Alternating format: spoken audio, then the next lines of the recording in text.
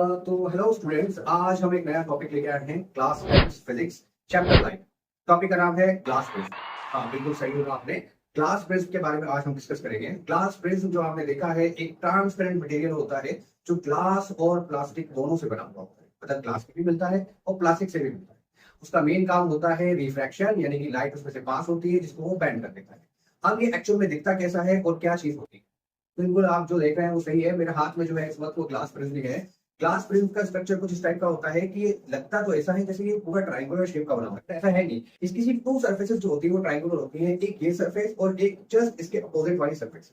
ये दोनों सर्फेसेस जो होती है वो ट्रायंगुलर शेप की होती है। बाकी की जो सर्फेसेस होती है, अगर मैं आपको दिखाऊंगा तो आपको समझ में आ जाएगा, ये रेक्टेंगुलर शेप की होती है। ठीक है, इवन इसका बेस जो होता है वो भी रेक्टेंगुलर शेप का होता है। ठीक है, ट्रांसपेरेंट मटेरियल होता है। अब ये ट्रांसपेरेंट मटेरियल जो है किस काम आता है, इसके थ्रू हम समझेंगे। ग्लास प्रिज्म के थ्रू क्या समझेंगे हम? Refraction. Refraction of light through glass prism. Okay, but ये तो हमने ऑलरेडी ग्लास के साथ किया हुआ है और उसमें भी हमने लाइट को बैंड होते हुए देखा था। तो ग्लास प्रिज्म में ऐसा क्या डिफरेंट होता है कि जिसको इसको एक डिफरेंट टॉपिक की तरह समझा है? इसके साथ डिफरेंट क्या होता है? इसके साथ डिफरेंट ये होता है कि ये लाइट को बहुत ज्यादा बैंड कर देता है कि इसकी डायरेक्शन ही चेंज कर देता है। ठीक है, मीन्स अगर लाइट इस डायरेक्शन से आती है तो आने के बाद वो इस डायरेक्शन में नहीं जाएगी, इसके अपोजिट डायरेक्शन इधर की तरफ मूव कर जाएगी। और अगर नीचे से ऊपर की तरफ आती है तो वो ऐसे करके सीधी नहीं निकलेगी, हल्की सी बैंड होगी, वो नीचे की तरफ मूव कर जाएगी। ओके, सो अब इसके थ्रू हम जो है इसको अच्छे से एक्सप्लेन करेंगे। इवन इसके अंदर एक और टॉपिक होता है dispersion of light, which means कि जब व्हाइट लाइट इसके अंदर एंटर होती है तो ये उस व्हाइट लाइट को सिर्फ रिफ्रैक्ट नहीं करता, उसको स्प्लिट भी कर देता है।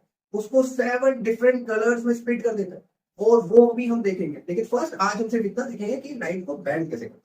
ओके, तो हम इसके अंदर लाइट एंटर करेंगे, इंसिडेंट करेंगे। इसकी एक सरफेस है, यही रेक्टेंगुलर वाली सरफेस जो होगी इसकी, और दूसरी सरफेस से इसके कैसे ये पास आउट होती है और कैसे रिफ्रैक्ट होती है उसको समझने की कोशिश करेंगे। ओके, तो चलते हैं हम ये प्रैक्टिकल करते हैं और फिर ये प्रैक्टिकल यहाँ पे करने के बाद हम ये एक्टिविटी स्टूडेंट्स के साथ भी करेंगे और देखते हैं उनको कितना मजा आता है और वो इस टॉपिक को किस टाइप से समझते हैं। ठीक है, तो जब भी ग्लास प्लेट से लाइट एंटर होती है तो वो उसके एंगल को बहुत ज्यादा चेंज कर देता है। एंगल को चेंज क्या कर देता है, मतलब रिफ्रैक्शन बहुत ज्यादा करता है, जो ग्लास लैब में आपको इतना दिख नहीं रहा होगा, दिखा नहीं होगा। लेकिन जो प्रिज्म है, प्रिज्म के अंदर बहुत अच्छे से दिखता है। और अगर सेम लाइट हमारे पास व्हाइट होती, यही लाइट अगर हमारे पास व्हाइट लाइट होती तो यहाँ पर हमको एक बहुत ही अच्छा स्पेक्ट्रम भी दिखाई देता। ठीक है, फिलहाल हम लेजर लाइट से कर रहे हैं। हमने दो इसके वर्जन, मतलब दो इस तरीके, तीन तरीके से इसको करा है। एक बिल्कुल स्ट्रेट इसमें एंटर किया है, ठीक है, कि लाइट बिल्कुल भी स्ट्रेट नहीं जाती है, जबकि यहाँ पे देखो इसकी डायरेक्शन, अगर मैं स्ट्रेट भेजता हूँ तो इस पॉइंट पे रहती है, लेकिन जैसे इसके अंदर एंटर करती है ये बिल्कुल यहाँ पर नीचे चली जाती है। ठीक है, सेम नेक्स्ट कि जब मैं इस लाइट का ये यहाँ पर, अगर मैं इसको ऐसे बेंड करूंगा और लाइट को इस टाइप से करूंगा तो यहाँ लाइट नीचे की तरफ जानी चाहिए।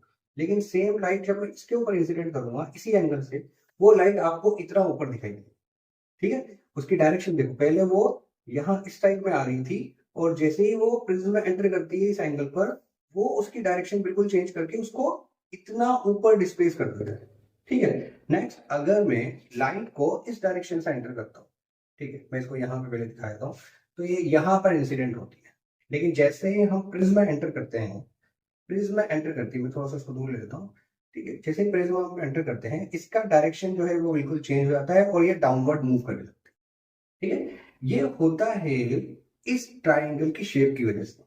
ठीक है, इसका ये जो शेप है ना, ये जो एंगल यहाँ पे मिल रहा है हमको, उसकी वजह से। अगर सेम प्रिज्म को मैं इसको चेंज कर दूं और ये फ्लैट सरफेस, ठीक, जो बिल्कुल नीचे वाली सरफेस के परपेंडिकुलर है, अगर इस पे इंसिडेंट करूं तो लाइट की डायरेक्शन कुछ चेंज नहीं होती, रिफ्लेक्ट होगा डेंसिटी की वजह से, ऑप्टिकल डेंसिटी की वजह से, जैसे आप देख रहे हो यहाँ पर है। और ये इसके अंदर एंटर करने के बावजूद भी इसमें कुछ कुछ चेंज नहीं आया, आपको तो ऑब्जर्व भी नहीं होगा।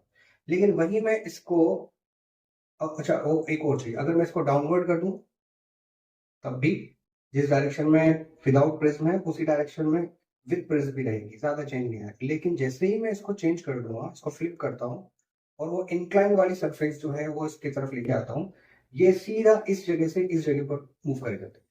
ठीक है, तो प्रिज्म के थ्रू जो है रिफ्रैक्शन को बहुत अच्छे से समझाया जा सकता है कि लाइट कितना बेंड कर सकती है और कैसे बेंड कर सकती है, कि ऑब्जेक्ट जो है उसकी पूरी डायरेक्शन चेंज कर सकता है, लाइट इतना बेंड कर सकती है। यही एक रीजन है कि हमें स्टार्स और दूसरे जो सेलेस्टियल बॉडीज हैं उनकी जो पोजीशन होती है वो बहुत ही गलत दिखाई देती है, यानी कि हमें एक्चुअल पोजीशन में वो कभी नहीं दिखाई देती। इसके बारे में हम नेक्स्ट वीडियो में जरूर बात करेंगे, लेकिन फिलहाल जो है इस टॉपिक को अच्छे से देख लो और एक बार फिर से समझ लो। ठीक है, यहाँ पर लाइट की डायरेक्शन देखो, ठीक है, डाउनवर्ड, लेकिन जैसे इसमें एंटर करती है लाइट कहाँ जाती है, बिल्कुल ऊपर की तरफ, यानी कि अपवर्ड डायरेक्शन। ठीक है, चलो अब इसी एक्टिविटीज को बच्चों के साथ करना है मुझे, और चलो हम एक एक करके स्टूडेंट्स के साथ ये एक्टिविटी करते हैं।